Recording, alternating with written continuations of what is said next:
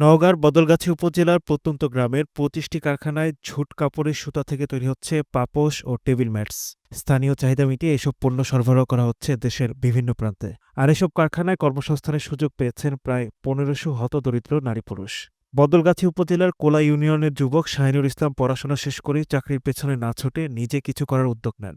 পরিচিত এক বড় ভাইয়ের পরামর্শে ৩ বছর আগে মাত্র একটি মেশিন ও ৪ জন শ্রমিক নিয়ে শুরু করেন পাপোশ তৈরির কারখানা। বর্তমানে তার কারখানায় কাজ করছেন ৭০ জন নারী পুরুষ। প্রতিদিন তৈরি হচ্ছে প্রায় ১ থেকে ১.৫ হাজার টেবিল ম্যাটস। পড়াশোনা শেষ করে আমি বেকার ছিলাম, কি করব ভাবে পাচ্ছিলাম না। পরে এক বড় ভাইয়ের হেল্পে আমি এই দড়ির মেশিন এক সেট কেনার পরে প্রথমে দড়ি তৈরি করি, চায়না দড়ি। সেটাতে আমি লাভজনক হতে পারিনি। তারপরে পাপোশের ৪টা মেশিন কিনে আমি ১২ জন কর্মী দিয়ে এই ফ্যাক্টরিটা শুরু করছি। শাহিনুরের সফলতা দেখে অঞ্চলে গড়ে উঠেছে আরও ২৫ থেকে ২৭টি কারখানা। প্রতিদিন এসব কারখানা থেকে উৎপাদন হচ্ছে প্রায় লক্ষাধিক টাকার পণ্য, যা সরবরাহ করা হচ্ছে রাজধানী ঢাকা সহ দেশের বিভিন্ন জেলায়। এখানে চাকরি নেওয়া প্রায় ১.৫ বছর হয়ে গেল।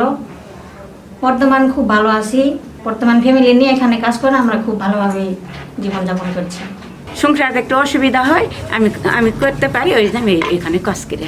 এখানে ঢুকছি, তোলার পর মোটামুটি বেতন পাই, যেটা নিজে চলি, আর যেটা থাকে অবশিষ্ট বাসায় দিই। এখন আল্লাহর রহমতে ভালো টাকা পাচ্ছি।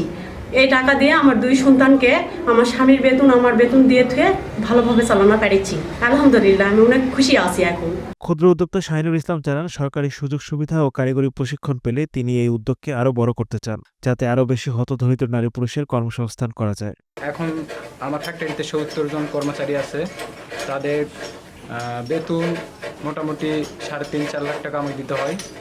সব খরচ বরচ বাচ্চা দিয়ে মাসে আমার ৪০,০০০, ৩০,০০০ টাকা আমার বেনিফিট থাকে। সম্ভাবনার এই শিল্পকে এগিয়ে নিতে কারিগরি প্রশিক্ষণ সহ সব ধরনের সহযোগিতার আশ্বাস বিসিকের। কারিগরি সহযোগিতা বলেন, তারপরে ক্ষুদ্র ঋণ কার্যক্রম বলেন, বিভিন্ন ধরনের প্রশিক্ষণ কার্যক্রম, তাদেরকে দক্ষতা বৃদ্ধির জন্য কার্যক্রম, এবং তাদের পণ্য যদি বিপণনে কোনো সমস্যা হয় দেশে বিদেশে, যদি আমি এটাও বলেছি যে আপনারা যদি একটু কোয়ালিটির আরও ইমপ্রুভ করেন, এটা যদি এক্সপোর্ট কোয়ালিটি করা যায়, সেক্ষেত্রে অবশ্যই এটা বিদেশের বাজারেও এটাকে ছড়িয়ে দেওয়া যাবে আর কি। সেক্ষেত্রে আরও বড় পরিসরে তারা কাজ করতে পারবে এবং বড় একটা কর্মসংস্থানের একটা সুযোগ থাকবে।